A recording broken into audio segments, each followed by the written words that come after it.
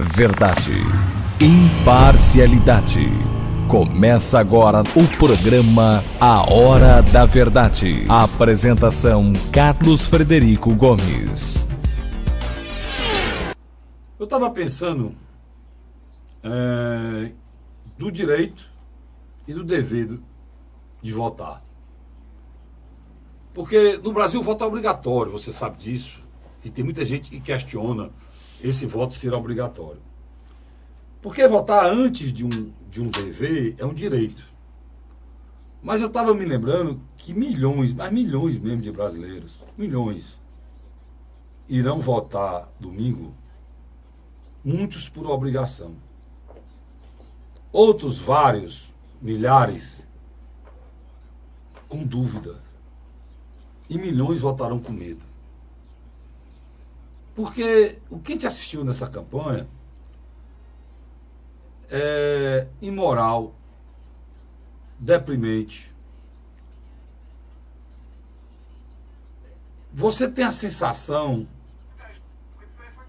terrível de que a nossa democracia é muito pequena, é muito insignificativa. O grau de politização do nosso povo é quase zero.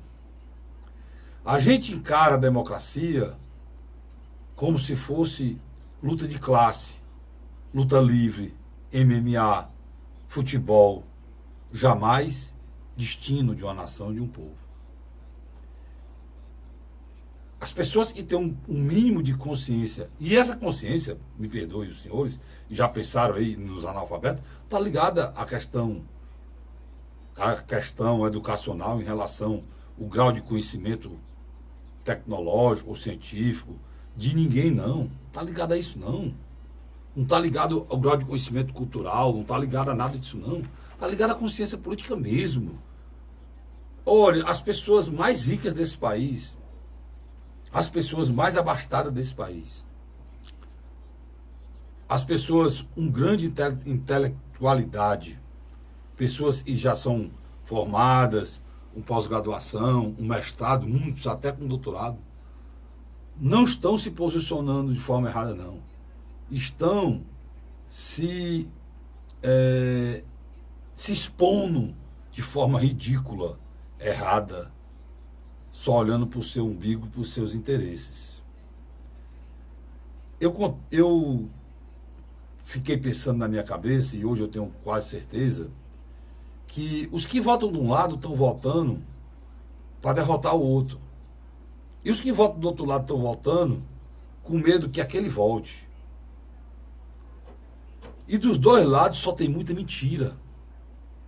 E o pior é que essa mentira é feita um dia atrás do outro. E as mudanças são feitas com o intuito de enganar você. E você paga um horário eleitoral. Você paga um horário eleitoral. Bota na sua cabeça o seguinte: nenhuma televisão dá esse espaço que os senhores candidatos têm de graça, não. Todos eles, empresários de televisão, eu digo que é o meu meio, é onde eu trabalho, todos eles vão descontar do imposto de renda o espaço que foi tomado das televisões dele, amigo. Não tem almoço de graça.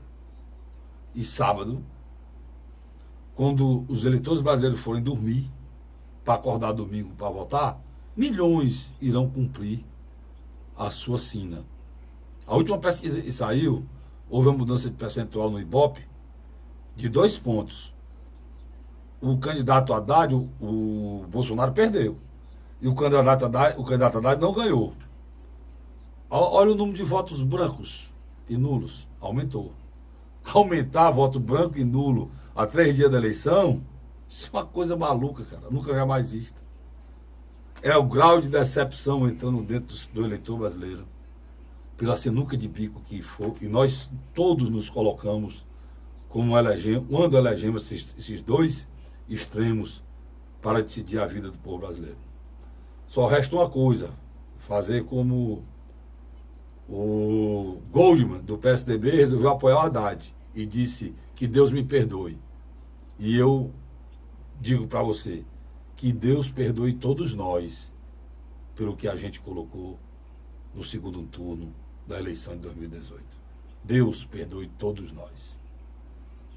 eu posso garantir que eu estou isento desse perdão. Mas os que colocaram os dois lá, que Deus perdoe vocês. Porque o futuro desse país está fadado a muita confusão, muita coisa ruim, muito bate-boca, que infelizmente não terminará domingo. Se terminasse domingo era ótimo. Será o início de um processo desgastante e terrível, em que, há bem pouco tempo atrás, esse mesmo filme com um pouco menos de violência no enredo, transformou esse país no que ele é hoje. País de mendicância, de 14 milhões de desempregados, um país violento. Agora, é o mesmo enredo, com um filme muito mais violento, porque esse segundo turno dessa eleição, ele é muito mais violento do que o que foi Dilma e Aécio. Bolsonaro e Haddad estão fazendo um enredo do filme de horror. E esse filme, se terminasse domingo, termina domingo não. Domingo é só... Sabe o que é que acontece domingo? Se fecha o trailer. O filme começa a partir de segunda. E você vai ver, depois nós iremos discutir aqui o desfecho dessa eleição polarizada, feita com violência, mentira e muita disfarçatez. Infelizmente, o quadro que eu estou sentindo no meu coração, Luiz, com a chegada da eleição domingo. Não tem outro, pelo que a gente está vendo, né? No dia a dia. E a incapacidade do presidenciável Jair Bolsonaro de conseguir, como é que eu diria, uma vantagem tão grande de administrar.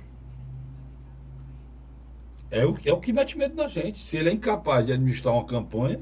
Ele é capaz de administrar uma campanha. Uma campanha, como é que vai ter campanha? Eu acabei de ver aqui no UOL que ele atrasou a prestação de conta dele, o cara no segundo turno, atrasou a data da prestação de conta. O filho vai para a televisão dizer que cabe um soldado fecha o Supremo. Faz um discurso num movimento espetacular no Brasil, espetacular, no domingo passado, faz um discurso sem medir as palavras, o que está falando, o que está dizendo, e criamos celeuma, um cara que tem 18 milhões de votos para ganhar a eleição a presidente da República, né? Isso a gente vê, cara, que claramente que são pessoas amadoras que não têm noção do que é governar um país desse tamanho continental, os interesses que tem difusos e por trás disso é muito complicado, ninguém sabe, Luiz, né? O Bolsonaro fez uma carta para o ministro Celso de Mello, o decano do Supremo, justificando as palavras do filho dele, as imbecilidades ditas pelo filho dele. Aí ele usou uma frase, Luiz, que me deixou preocupado, que a visão dele é a mesma visão do filho dele, ó. É a seguinte, ó, ele não teve essa intenção. Muito pelo contrário, nós iremos prestigiar o Supremo Tribunal Federal. Prestigiar o Supremo Tribunal Federal? O Supremo Tribunal Federal é um dos poderes, macho, igual o dele, se for eleito presidente. Ele não tem que dizer que vai prestigiar o Supremo, ele tem que dizer que respeita o Supremo, porque respeita a Constituição brasileira. Carlos, é por aí, né? O presidenciável Jair Messias Bolsonaro não vai perder as eleições. Não, já é o presidente da República, eu tenho consciência eleições. disso. O que está nos assustando, e talvez quero colaborar com a sua abertura do programa, é a incapacidade dos dois candidatos de não tranquilizar a gente. De um lado, você tem um homem catedrático, professor universitário de renome, não foi um mau administrador, não foi, ele não entregou São Paulo quebrado para o João Dória, não. Pelo contrário, bem mais saneado do que recebeu do Gilberto Kassab. Infelizmente estava no local errado, estava no local certo no momento errado, que foi aquela onda em 2016 antipetista por causa do impeachment da Dilma, que o levou também, o arrastou. Mas o Haddad começa por ser uma lua, né, Márcio? Mas aí o Haddad não é uma estrela. Não. O Haddad é uma lua. É uma lua. O sol dele é o Lula. Então começa que ele não tem luz própria para ser candidato a presidente. Começa logo aí. Mas Já o que o adversário dele tem. Porque o que conquistou sozinho, o Bolsonaro. Não, mas a gente vai falar daqui a pouco sobre isso. Mas, em síntese, o Fernando Haddad ensaiou uma meia-culpa do partido sobre a corrupção, tudo. Ele, na minha avaliação, poderia ter feito um papel histórico. Qual? Uma tentativa de recriar uma nova centro progressista, não é nem de esquerda, o centro progressista, colocando para fora todos esses males que o período Lula e Dilma Rousseff fez. Mas ele fez muita coisa errada também, Luiz. Ele tá falando, falei contigo aqui do Bolsonaro, mas esse rapaz aí, ele mudou já o plano de governo dele 3 vezes, cara. A cor da campanha dele mudou. Meu irmão, como é que você vai acreditar? Ele era o coordenador da campanha. Como é que você vai acreditar numa pessoa que do primeiro turno para o segundo, e não é um mês, muda tudo que ele disse? E é o coordenador da campanha. Hoje tem um mês, terminou a campanha, foi 45 dias. Tudo que ele colocou na campanha, para chegar no segundo turno, ele mudou, cara. Ele é o coordenador da campanha. Como é que você pode acreditar em pessoas que... se eu não sustento na cabeça o que eu penso, se eu não tenho um projeto para o país, eu não posso me candidatar. Não, você está coberto de razão. Eu não posso me candidatar. E é um povo que parece que a arrogância, a prepotência não acaba. Não acaba. A declaração da Gleice Hoffmann, quando terminou um discurso falando, e podia ser que agredisse com conversa, com armação, aí no final dizia assim, vamos soltar o Lula. Pelo amor de Deus, o presidente agora solta alguém? Quem solta o Lula ou não é a justiça. Mas, meu amigo, não é brincadeira, não. Você olha por dois lados, a não ser, olha só. Só quem não tem essa visão, me perdoe vocês que já estão escolhendo o voto de vocês. Mas só quem não tem essa visão é quem está na militância. Ou seja, os militares eles têm convicção total. Os militares, policial, soldado, bombeiro, do exército, esses daí são Bolsonaro, sem nenhuma dúvida, porque não tem erro. O pessoal, a militância do PT, que é petista, a militância que está lá e já foi enquadrada, aparelhada nos esquemas durante esses 3 anos, essa daí também. Ela quer que vote, que é a vida dela. Mas o cidadão comum, o homem de bem, né? O cidadão comum, trabalhador, aquele que quer... O que é que o cidadão comum quer, Luiz? Ele quer que os impostos dele voltem para ele em forma de benefício normal que todo país tem. Normal. Que um país rico como o nosso deveria nos dar. Ou seja, educação, saúde, transporte e segurança. Entendeu? Perfeito. É isso aí. Agora, você, olha, um cidadão recebe uma Bíblia em cima do palanque, já é uma molecagem. Por exemplo, vocês brincam com fé, vocês vão prestar conta dessa brincadeira com vocês no lugar que vocês não acreditam. Vocês brincam, vocês não acreditam. O cara que usa, o cara tem a coragem de pegar a fé, Deus, e botar com uma coisa nojenta chamada política, ele é um moleque. Porque Deus é uma coisa muito maior do que tudo. E eu acho que a palavra... Por exemplo, eu posso no meu programa de rádio, meu programa de televisão, falar em Deus, que faz parte da minha vida. E as pessoas podem até um dia, se eu for candidato, querer votar em mim, porque eu sou uma pessoa que acredita em Deus. Isso é outra coisa. É outra coisa. É eu que nunca na minha vida peguei numa Bíblia, ou li uma Bíblia, ou falei em Bíblia, em política, nem meu partido falou. Do hora a volta, um suposto pastor do interior subiu com a Bíblia vermelha para entregar em cima do comício, Luiz. Isso aqui no meu estado, aqui na sua fortaleza. O Ceará só perde para a população católica no IBGE, para Maranhão e Piauí. Mas aí, somos um dos maiores estados... E quem entregou foi um evangelho, né? Quem entregou lá a Bíblia foi o evangelho. A Assembleia de Deus. Aí o cidadão que não era para ter recebido a Bíblia, porque não é feito a ela, nem a vice dele no Roda Viva disse que não era cristã e não aceitava ser manipulada. O corpo era dela. Por a vice dele. Então, ele recebe a Bíblia. O que é que foi importante para eles? O ato do recebimento. A foto foi batida e o ato do recebimento. Depois disso, terminou. Aquele livro, macho, foi esquecido em cima do palanque. Quando foram desmontar o palanque, acharam o livro. Foi bater na mão do deputado aqui, mais votado do estado de Ceará, e ele deu daquela declaração, que eu postei até no meu YouTube uma avaliação que eu fiz daquilo. Sabe o que é aquilo? Eu vou falar de novo aqui agora. É brincando com a fé alheia, cara.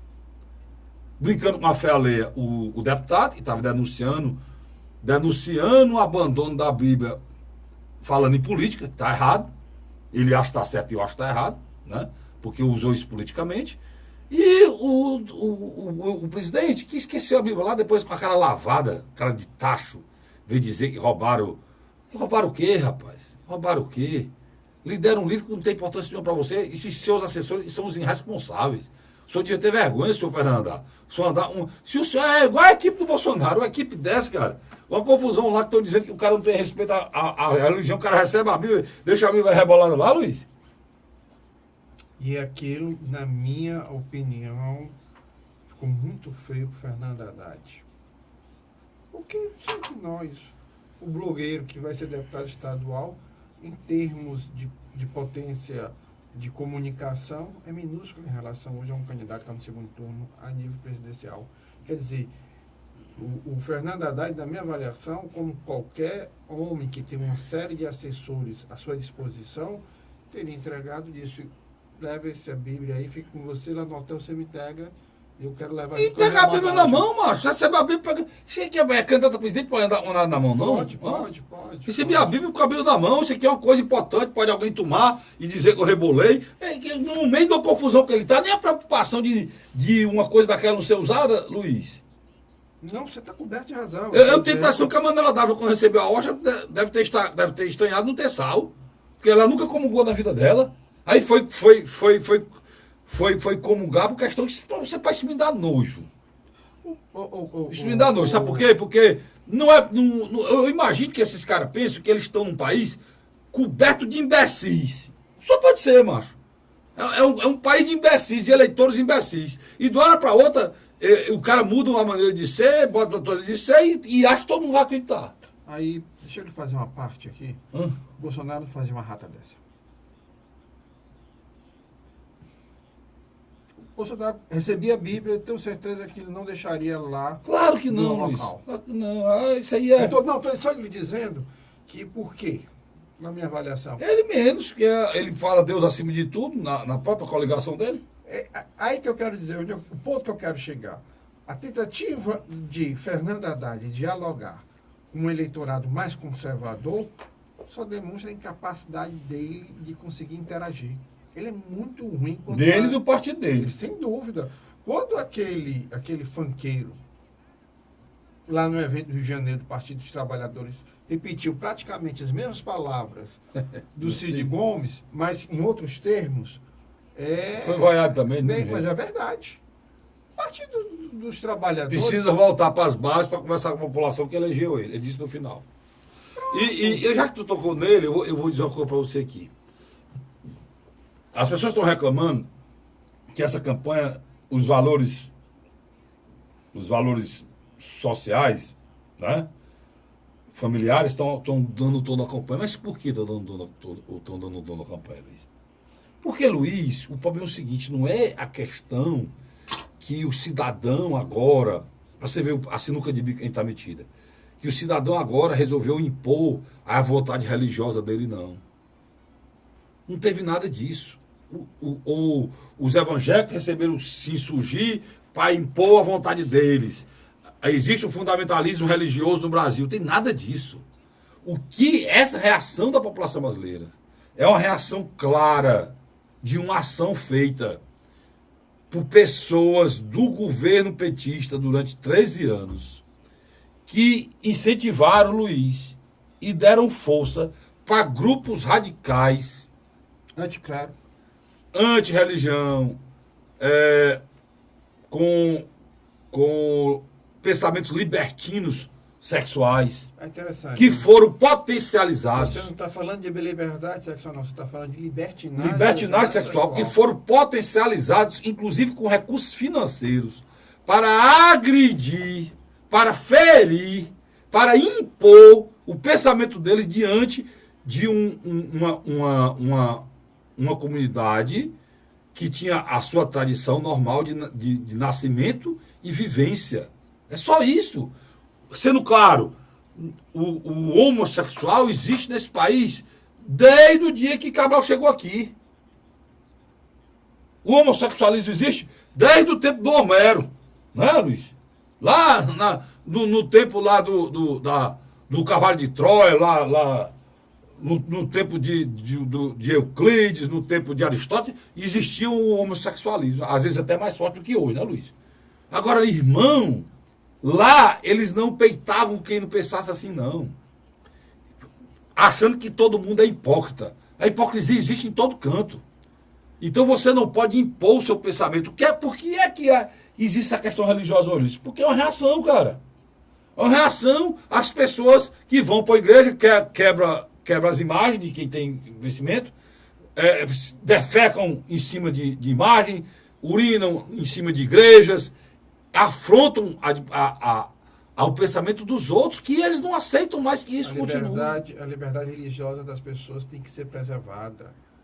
Né? Não quer dizer, a partir do momento em que você começa a agredir símbolos que, na minha avaliação, são importantes para determinados grupos de pessoas, o Estado tem que intervir e impedir que isso aconteça. Mas, claro, eles não são loucos. Os símbolos são importantes para eles, cara. A bandeira deles, arco-íris, para eles é um símbolo de quê? Da diversidade deles, das cores da vida deles. Pode ser qualquer cor. Eu me lembro. Aquilo, o mundo vive de simbolismo, mano. Eu me lembro daquele aluno lá de Mossoró, sentado no colo do namorado. A diretora pediu que... O vídeo que viralizou aí. Viralizou, quer dizer, eu vi muitos homossexuais falando que estavam do lado da diretora. Porque o fato de ser homossexual, isso não quer dizer que você tenha que em praça pública, em todos os Não, e ele foi desrespeitoso com a escola, com a diretora. E é preciso ter hierarquia. Você tocou no ponto, quer dizer, como tu tem razão de graça? Rapidinho, aqui na beira-mar, ali naquela praia ali, tem ali o aterro, tem aquele aterro pequeno. A Praia do Cruz. É do refrigerante Cruz, é? É do meu tempo, Cruz. Lá naquele aterrinho lá, um casal, um homem e uma mulher, os dois guardas municipais, estavam se beijando lá, na frente de uma senhora. Só que não é só se beijando, né? Se pegando lá. E a senhora reagiu. E foi confusão, deu até bala. Me lembro. Foi confusão maior do mundo. Por quê? Se fosse homossexual o casal, armaria. Era discriminação. E não era... Pois era homofobia, e não era isso. Não é isso. É o desrespeito à criança, à pessoa, que é preciso que venha em todo mundo. A democracia requer isso, senhores. O artigo 5º da Constituição Brasileira, que está lá, que tem... Nós somos signatários da Declaração dos Direitos Humanos da ONU. E o artigo 5º, ele é claro. Você não pode ter discriminação nem com pessoas, nem pela raça, nem pela cor, nem pela condição financeira, certo? Nem pelo a aptidão sexual de cada um. Aí você se esquece que no final tem nem a opção religiosa. Sem dúvida. Mas, Carlinhos... Não esqueçam que no final tem religioso. Eu fiquei solidário com a doutora Silvana, uma vez na Assembleia, justamente por conta disso. Tinha grupos na galeria que estavam esculhambando a deputada porque estava defendendo os pensamentos, as convicções religiosas dela. É o direito dela como cidadão. Eu, por exemplo, eu não penso como ela. Do jeito que ela pensa, não. Mas eu saí, a primeira pessoa que ela viu quando ela desceu ao hipódromo fui eu. Porque eu estava defendendo a Constituição do meu país. Para lembrar para aquelas criaturas lá, do mesmo jeito que eles estavam pedindo que tivesse respeito à diversidade sexual e à questão LGBT deles, que tivesse respeito ao pensamento religioso dela. Entendeu? Porque faz parte do bolo. O artigo 5º ele fala em cor, em raça, em religiosidade, em opção sexual e pobreza ou riqueza. Isso não pode ser discriminado. Mas, Carlinhos, vamos fazer o seguinte, vamos para o segundo bloco e a gente aproveita, já que você pegou no gancho da doutora Silvana, e a gente fala desse segundo turno aqui no Ceará, né? Que eu acho que é importante. A gente vai para o segundo bloco e volta já, né? Vamos falar também dos movimentos que estão acontecendo aí para as eleições da mesa, tanto da Assembleia como da mesa da Câmara Municipal de Fortaleza. Essa situação, essa discussão que a gente fez aqui no primeiro bloco, é justamente para que você tenha noção do tamanho da angústia do povo brasileiro, né, em querer decidir quem votar e toma decisão hoje e vota atrás de amanhã. A mudança da pesquisa foi clara. Algumas pessoas deixaram de votar no Bolsonaro e não foram para dar. Foram para o branco. na oscilação da pesquisa. Você está entendendo? Foram para o branco. O branco ganhou 1 milhão de votos. Se demorasse mais um mês, eu tenho a impressão que o branco ganhava essa eleição. Sai daí não, eu te volto já já.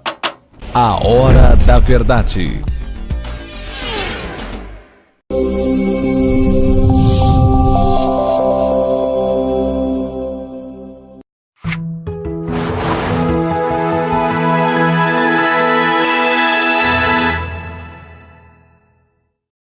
A Hora da Verdade.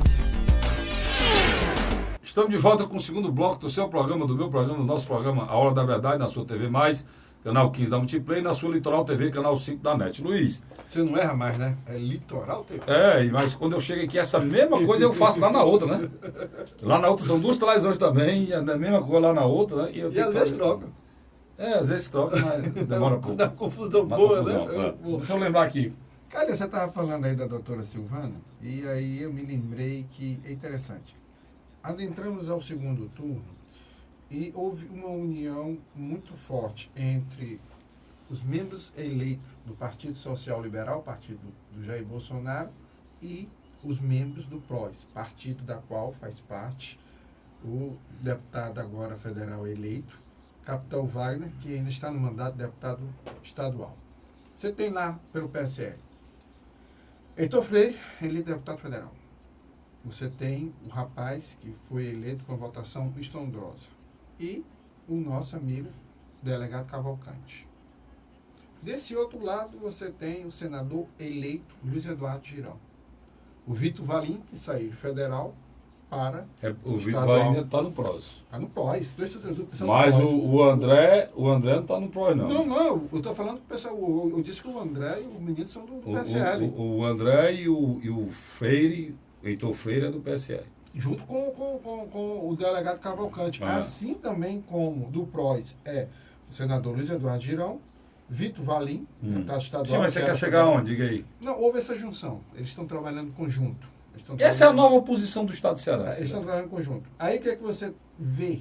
Você vê que automaticamente, do outro lado, tem também pessoas que estão tentando apoiar Bolsonaro da maneira deles. Doutora Silvana e Jaziel. O discurso mais conservador, mais próximo do Bolsonaro na Câmara, sempre foi da doutora Silvana. Da Assembleia, sempre foi da doutora Silvana. Aí você tem também o Júnior Aguiar, que é o presidente de honra do PRTB, e muito ligado ao candidato a vice-presidente, o general Mourão, também atuando. E quando você parte para fazer uma análise hoje de quem está comandando a campanha de Fernando Haddad no Ceará... do Júnior Aguiar ou do Aguiar Júnior? O Júnior Aguiar. É a mesma coisa? Não. O Júnior Aguiar foi... Abraço para o Júnior Aguiar e para o Aguiar Júnior. O Júnior Aguiar foi aquele que chegou a ser presidente por 2 mandatos da Câmara Municipal de Canindé. O Aguiar Júnior foi várias vezes candidato a prefeito de Fortaleza. O Aguiar Júnior. Você disse um, estou dizendo o outro. Tá bom, porque os nomes são muito similares. Todos dois são seus amigos. São. Mas voltando aqui especificamente. Como a gente finalizou, o PSL e o PROS se juntaram. Estão fazendo uma frente ampla e bem objetiva em prol da candidatura de Jair Messias Bolsonaro no segundo turno. É como você bem finalizou. É um novo núcleo oposicionista. Do outro lado, você tem o governador Camilo Santana, que na minha avaliação contava, esperava que o núcleo que foi cirista aqui, sob a coordenação de Cid Gomes, estivesse presente internamente. Mas o que a gente mas cada deputado tem suas preferências, né? Mas eu já disse na campanha passada, você nos programas passados, eu vou repetir aqui, não vão nenhum cidadão do Haddad vá pensar que no Nordeste que ele teve a maioria aqui, seria igual ao segundo turno. Eu disse isso. Você disse isso. Por quê? Porque os candidatos a deputados estão eleitos, todos com ressaca, eleito estadual, federal. O governador Camilo Santana já é governador reeleito. Então, é diferente de você estar numa campanha em que você está buscando a sua eleição, a eleição do governador e do presidente. E você está numa campanha só atrás de voto do Haddad, ou só atrás do voto do Bolsonaro. Então, é muito diferente, é totalmente diferente. Aqui no Ceará é que as campanhas custam, por causa da dificuldade de locomoção, dificuldade de propaganda, que E como é que isso é feito? Tudo é feito porque é feito junto com o deputado federal, junto com o governador. Quando terminou a campanha. Deixa eu só lhe É diferente de São Paulo. São Paulo está em pleno andamento a campanha Porque tem um de França, governador. né, E no Rio de Janeiro está em pleno andamento a campanha. Minas Gerais está a campanha da aqui no Nordeste não. Deixa eu só interromper. Aonde que eu quero entrar? Eu senti, e você deve também ter observado isso, que o PSL, de Heitor Freire, e o PROS, do capitão Wagner, assim como eles terminaram o primeiro turno, eles continuaram no mesmo ritmo, na batida, principalmente nas redes sociais. Nas redes sociais é fácil. Não, a campanha do Bolsonaro é de rede social. É de rede social e de grupos, movimentos cívicos conservadores que se reúnem na cidade e fazem seus eventos. Aqui foi feito um evento, por exemplo, o Haddad fez um evento sábado monstruoso na Praça Ferreira. Muito grande. boa. Parabéns ao Camilo Santana. Já não parabéns a Haddad, não. Parabéns ao Camilo Santana. Você diz muito certo. Ele fez o evento, a força do Camilo Santana, que foi um governador que foi eleito com 80% da votação do Estado. A gente não sobrou nada para ninguém. Foi o maior percentual do Brasil. Agora, eu vi um vídeo, você viu também, o governador Camilo Santana de um lado, o senador eleito Cid Gomes do outro, e vários deputados, quase todos, né, Luiz? E também deputado eleito, como Salmito e outros, né, dizendo que estão com a Haddad. São dois vídeos, um dos vereadores de Fortaleza e outro com os deputados estaduais. Foram 2 dias seguidos. Foi na terça com um grupo dos vereadores, vereadores eleitos ou vereadores nativos e outros com deputados estaduais. E a outra, alguns deputados que estão em término de mandato e outros que conseguiram a reeleição ou se elegeram. Pronto.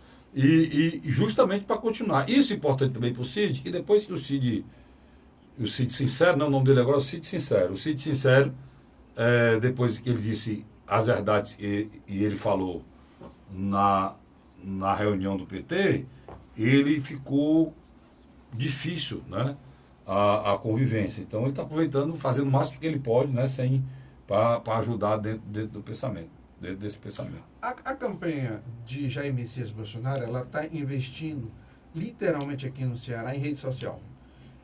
Eles planejam o seguinte, eles acreditam que se tirar uma grande votação na região metropolitana de Fortaleza, tiver uma boa votação nas grandes cidades da região norte, por exemplo, como Granja, Camusim, Sobral, na região do Cariri, como Juazeiro, Barbalha, e Crato, e outras cidades médias como Iguatu, Quixadá, Xeramubim, Aracati, eles acreditam que não vençam Fernando Haddad na contagem final. Gostei. Mas chegariam muito próximo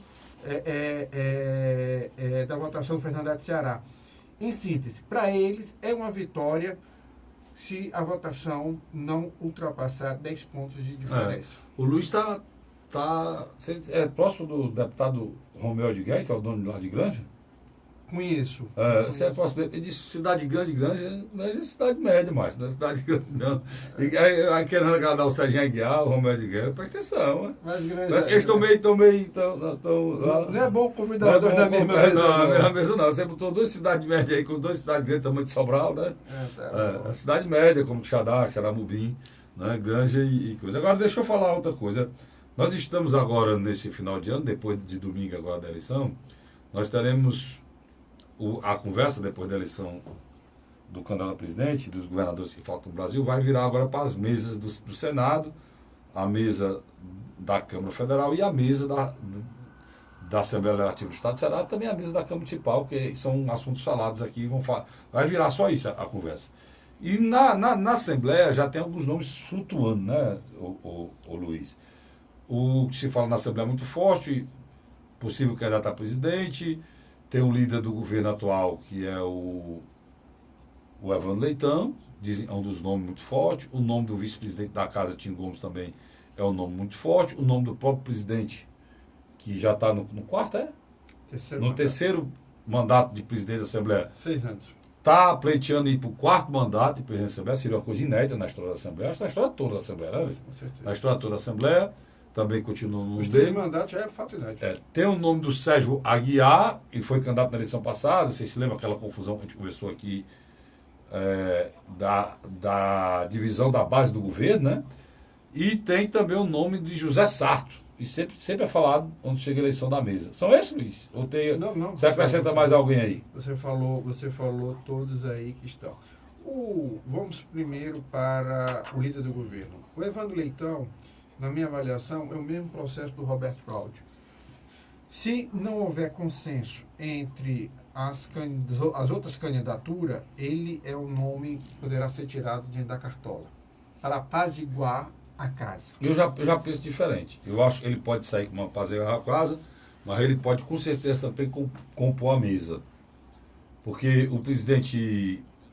o governador Camilo Santana precisa de pessoas de confiança. E oxigenação. Né? Mas ele sai a pessoa de confiança, tem que entrar outra oxigenada. E o Evandro Leitão ganhou essa confiança durante esse período como líder do governo. Aprendeu muito e ganhou essa liderança. Mas também não desmerecendo mesmo, mas também aí tem um trabalho eficiente tudo também. Mas aí tem um trabalho eficiente. Só tem um trabalho eficiente de uma pessoa chamada Nelson Martins, que está por trás certo, que ajudou muito. Tudo também, cara, tem a visão de definição. Você acompanha isso como eu, e você sabe, a Assembleia tem a autonomia dela, mas o presidente da Assembleia é fundamental para qualquer governo estadual. E o presidente da Câmara é fundamental para o governo federal, e o presidente do Senado é fundamental para o governo federal. Que isso está errado, tem nada de errado nisso. Vocês falam que está errado, você é doido. Aonde é que o executivo governa só? O executivo só governa e só consegue governar se tiver uma maioria no parlamento. Aqui no Brasil é um presidencialismo às avessas. É um presidencialismo parlamentarista. Ninguém governa sem parlamento. Lembre da Dilma. A Dilma perdeu o Congresso, perdeu o mandato. Né? Lembre da Dilma. Então, eu estou dizendo o seguinte. É o natural o governador querer isso. O governador, no ano passado, no primeiro mandato dele, o indicado para presidente, os 4 anos dele foi José Albuquerque. Zezinho Albuquerque é ligado e de total confiança de Cid Gomes. Deixa eu interromper aqui. Não, deixa eu só terminar. Deixa eu interromper que o telespectador pode estar um pouco atordoado. Vamos falar. 2006, Cid se elege. Quando ele assume em 2007, quem ele torna presidente da Assembleia? Domingos Filho.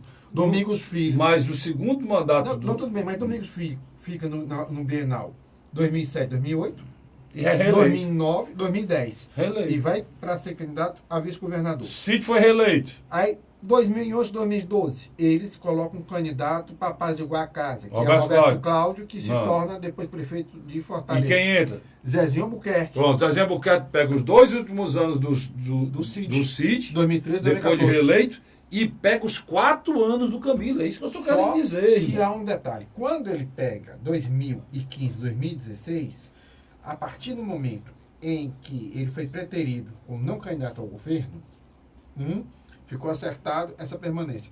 Tanto que quando entra em final de 2016, o que aconteceu?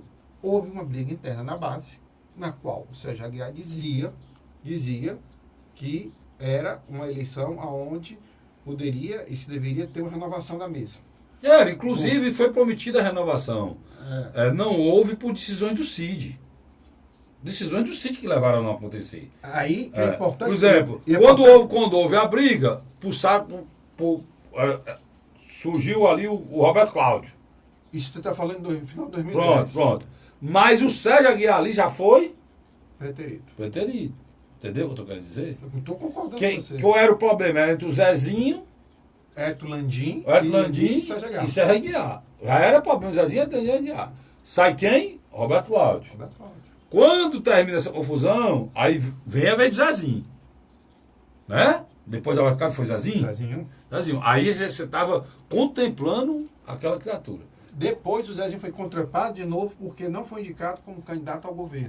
O Zezinho passou 2 anos, era para ser candidato a governador. Não foi preterido pelo Camilo Santana. Aí o Biquinho, né? Ou seja, deram um bico na boca dele, bico muito bom, por sinal, que era a presidência da Assembleia. Deram a presidência da Assembleia para o Zezinho. O Zezinho assume a presidência da Assembleia. Termina os 2 anos. O Zezinho vai para reeleição. Na realidade, não era reeleição. Era a terceira. Era o início de um novo processo. De um novo processo. Novo ciclo. Foi de novo para essa situação. Agora, de novo, o Cid resolve colocar a Isolda como vice. Ele e o Camilo. O vice era para ser o Zezinho, agora não vai mandar. E foi tirar de novo. E o Zezinho quer que de novo manter o bico dele na boca dele, que é a compensação por não ser, né, meu chefe? Candidato. Por ser candidato. Esse, agora, entenda, todos esses mandatos é de um homem de inteira confiança dos... Ferreira Gomes. Indicação dos... Ciro e Cid Gomes. Pronto. Com a concordância dos últimos 2 anos do Camilo Santana. Dos últimos 4 anos do Camilo Santana. O governador, a opinião minha, deve querer indicar uma pessoa... Vamos fazer o seguinte. Deve querer indicar uma pessoa, no meu entender, de confiança dele e do Cid também. Né? Porque o material se desgasta. Por exemplo, o Zezinho pode ir para o 4º mandato, seria inédito. Mas ele pode ir para o 4º mandato. Contanto que o governador diga que o governador agora deverá ser ouvido pelo Cid e dizer assim, não, governador, você concorda que o Zezinho permaneça lá? Governador, deve ter visto. Se não tiver essa concordância, como aí os outros candidatos, como sempre, os outros estão do mesmo canto. O Sarto, de novo, querendo ser, o nosso amigo do Camusim, Sérgio H. querendo ser, novamente, o vice-presidente Gomes, que já é vice-presidente pela duas vezes seguidas já. Agora está no PDT com condição de ser, porque nos últimos anos ele tem presidido a Câmara mais do que o próprio Zezinho, a Assembleia, e acompanhado os processos do governo na confusão mais do que o próprio presidente, né? E tem outras atribuições mais importantes. E a questão está posta. Só que tem uma mistura aí, Luiz, da eleição da mesa da Câmara com a eleição da mesa Mas vamos fazer o seguinte, da Assembleia. No início do terceiro bloco, a gente termina a mesa da Assembleia e entra na mesa da Câmara. E as duas estão interligadas. Estão interligadas e você vai saber por quê depois de um rápido bloco de comercial, intervalo. Lembrei comercial aqui, me lembrei da minha infância, né? Do Flávio Cavalcante. Tu se lembra, Vicente, do Flávio Cavalcante? Ele dizia assim, nossos comerciais, por favor. Bota aí. A Hora da Verdade.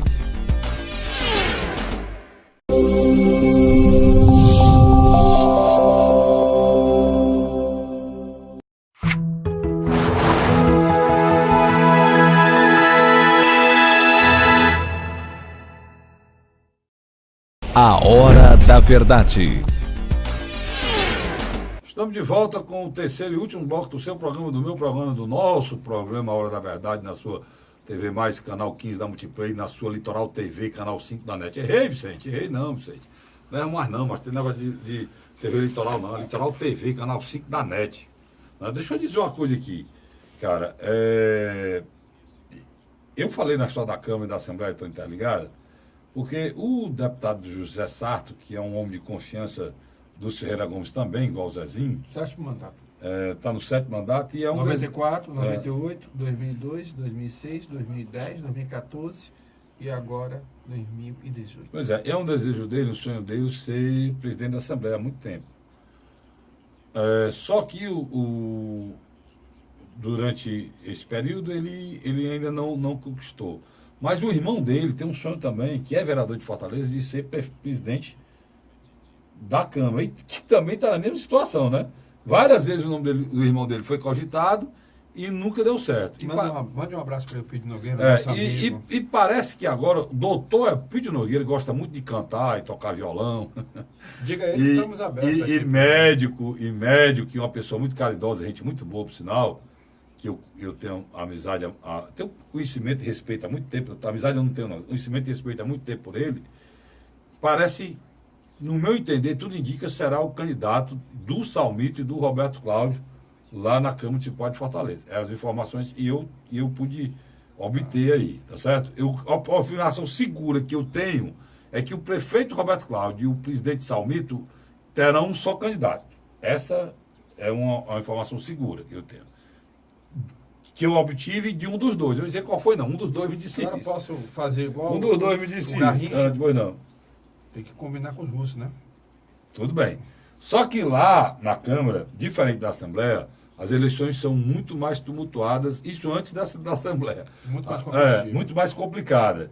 E depende. Na última eleição da Câmara e da Assembleia foi ao contrário. A Assembleia foi tumultuada e a Câmara foi tranquila. Agora, eu não sei como é que vai ser. Estou dizendo que lá na Câmara, às vezes, não é fácil. Mas o candidato do prefeito, como candidato da sucessão do Salmito, será o mesmo. Carlos, Por que é que eu pensei que não era? Porque eu achei, Luiz, que tinha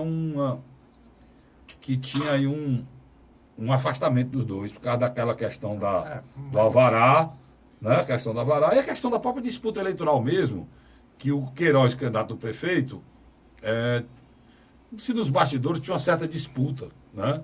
Com o Salmito, que era candidato a deputado. Todos os dois foram eleitos. Em Fortaleza, o Salmito sagrou-se campeão de voto, ganhou do candidato do prefeito, ganhou do candidato do prefeito, que o Salmito tem a pretensão, eu sei, você sabe, todo mundo sabe, de ser candidato a prefeito na sucessão de Roberto Cláudio. Roberto Cláudio não pode mais ser reeleito, porque já foi reeleito uma vez. Mas, Carlos, Frederico, é o seguinte, quando quando Cid Gomes assumiu em 2007, ele teve que conversar com o senador Eunício de Oliveira, na época deputado federal e presidente estadual do PMDB. E chegaram ao consenso e colocaram a figura de Domingos Filho como presidente. Domingos passou 4 anos, 2007 a 2010. Depois foi indicado a vice. Nós falamos no segundo bloco, foi tirada da cartola a figura de Roberto Cláudio, que usou a presidência da Assembleia para alçar voo se tornar prefeito de Fortaleza. Um nome conhecido.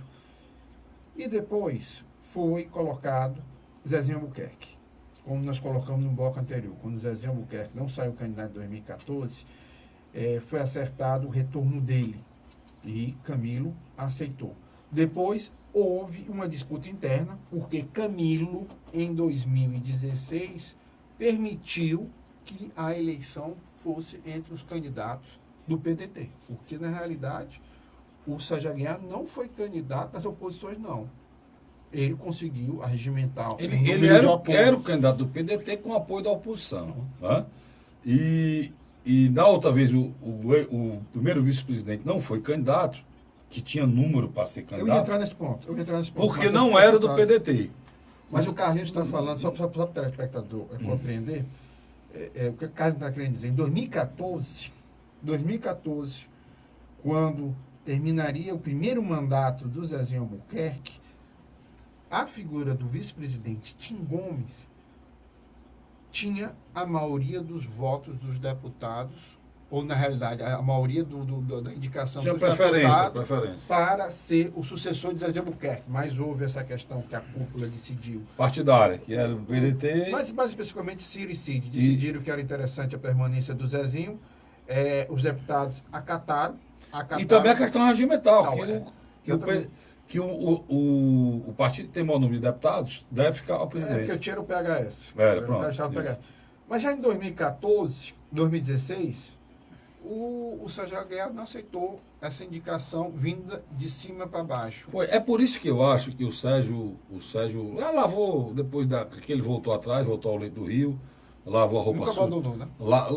Teve afastado, né? Mas voltou ao leito do Rio, lavou a roupa suja lá com o Cid Gomes. Mas eu acho que quebrou um pouco a confiança, né? Por isso eu acho mais, não sei, no meu entender, pelo que eu conheço deles, quebrou um pouco a confiança. Eu acho que tem que passar mais tempo para restabelecer, começar do zero. Se for uma escolha de cúpula, o Sérgio não é indicado. Porque deve ter a vetação de parte de setores ligados aos Ferreira Gomes.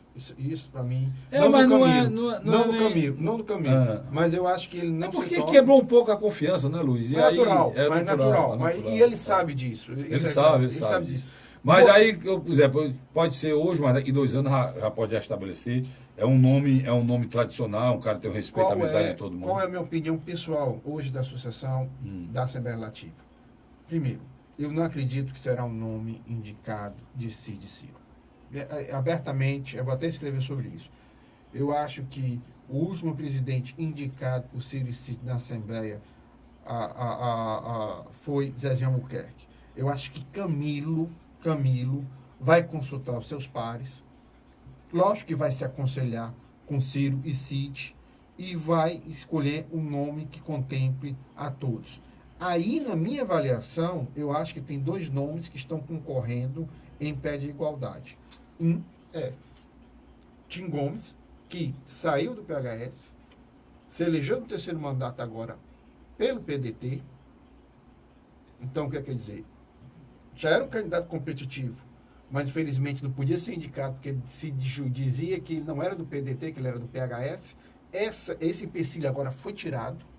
Ele é um cara que tem um respeito, principalmente do Ciro Gomes, porque aquela última eleição do Zezinho, um dos grandes homens que trabalhou dia e noite para reverter voto, naquela se confusão. chama Ciro Gomes e Tim Gomes. Naquela confusão. Que se fosse só com o Sérgio Aguiar tinha levado aquela eleição. Não, se fosse só o Zezinho trabalhando sozinho, não tinha resolvido aquilo. E o outro nome é o que você citou, Evandro Leitão. Então, por exemplo, e o terceiro nome, que já é presidente em condição de ser reeleito, é o Zezinho. Para mim, são os 3 nomes mais fortes. Porque pode também chegar no consenso e dizer, não, vamos fazer... É o último do Zezinho, Carlos, ele fica aqui. Carlos, assim, eu tenho um respeito muito grande pela sua opinião, você conhece aquela casa, mas eu acho que não dá. Eu acho que tentar... Não, existe um desgaste de material que é terrível. Não dá. E outra coisa, você tem ali uma questão ali simples e objetiva. Você tem lideranças que estão também... Mas por que eu digo isso, sabe? Que é o meu querido amigo Luiz Cláudio. É porque, cara, aconteceu coisas que da outra vez não tinham acontecido. O Zezinho agora, avalia a votação do Zezinho e a votação do filho. O filho dele tirou quantos votos?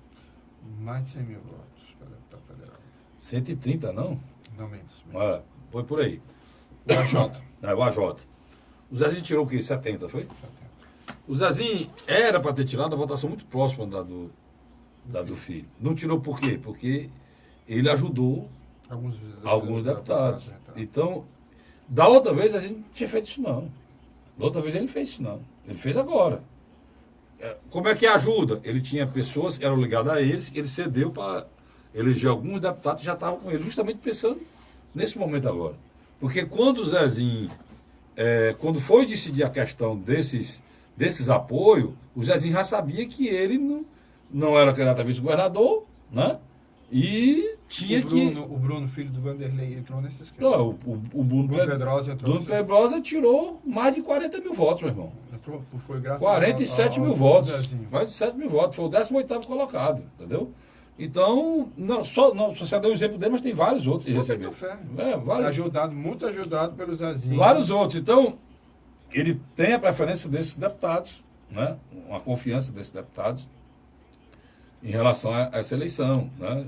Tem vários outros que dizem que receberam a ajuda dele. Eu não falo em questão de ética, mas então por isso que eu ainda, além disso, eles continuam tendo a confiança e a amizade da família Ferreira Gomes. Mas, Carlos, Frederico, o retorno hoje do Zezinho, na minha avaliação, nem abrilhantaria mais o currículo dele. Não abrilhantaria mais o currículo dele. E eu acho que criaria um sentimento interno de alguns deputados de uma revolta silenciosa, que lá na frente poderia implodir. E o ponto mais importante, Camilo, dessa vez, vai ser mais assertivo. Eu já tive até um zuzum. A gente faz conjectura. É importante a gente estar no meio, fazer conjectura para você poder saber como é que está, né? Aí já teve algumas informações que ele poderia ir para uma secretaria de Estado, né? Tem gente falando até na principal, que hoje é do Nelson, né? que o Nelson poderia... O Nelson foi um dos maiores secretários da... O Coringa. O Nelson Coringa, para onde ele o Nelson foi o for... maior secretário que a SDA já viu até hoje. Mas para onde mas antes de colocar o Nelson Martins, ele dá conta da Como casa. da Casa Civil também é um grande secretário, um dos melhores que a Casa Civil já teve, e o Nelson poderia, para ajudar, né? Sem dúvida. Ceder e o Zezinho ir para a Casa Civil e o Nelson ir para a SDA, que o Dedé não está lá mais, né? O José Sarto, na minha avaliação... Não, se o Elpidio for presidente, de qualquer maneira, você sabe como é que é, né? É contemplado, né? O José Porque a Sarto, presidência da Câmara é uma coisa muito poderosa, né? mas o José Sarto é o mesmo esquema do Zezinho. Ele tinha que ser uma decisão de cúpula. Só que, antigamente, você tinha uma decisão que saía entre Ivo e Ciro, que Camilo automaticamente contemplava. Isso morreu.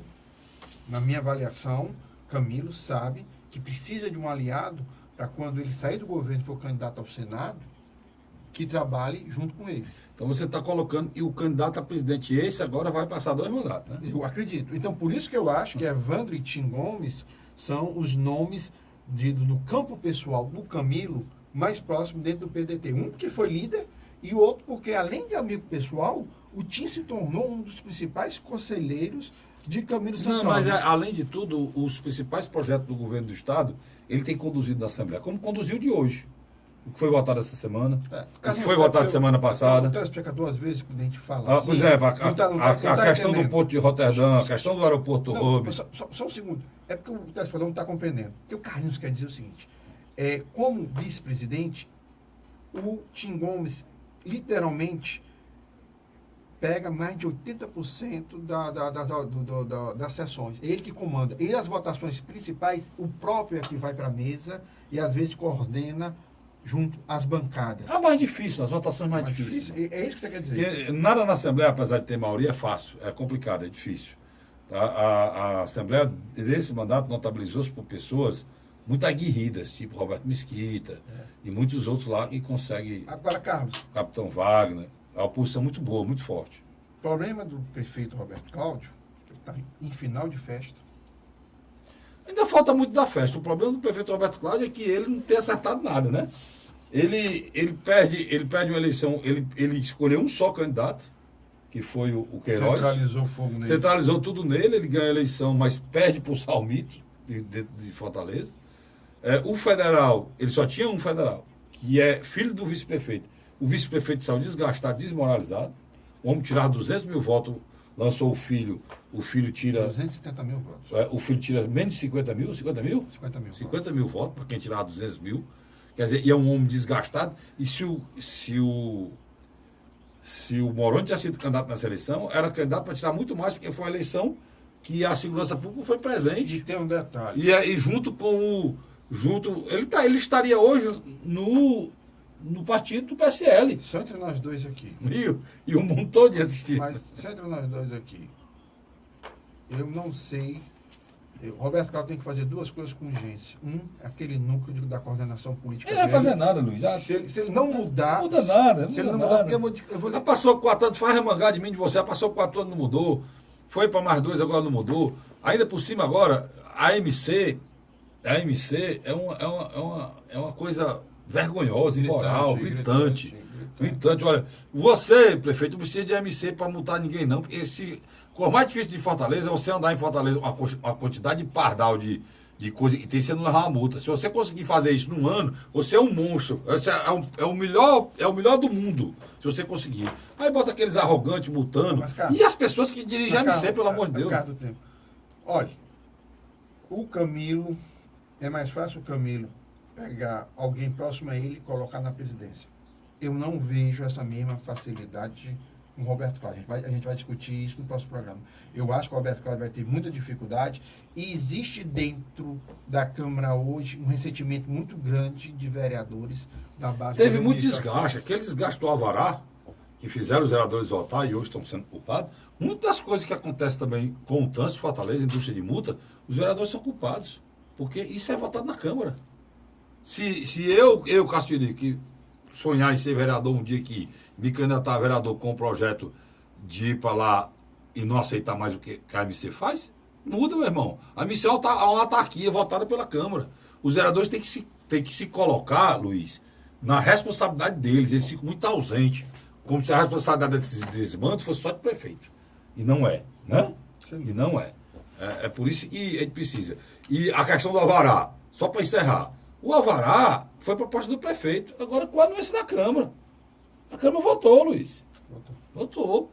E aí o que o Luiz está dizendo com muita sapiência, e aí eu concordo com ele, é que a Câmara está...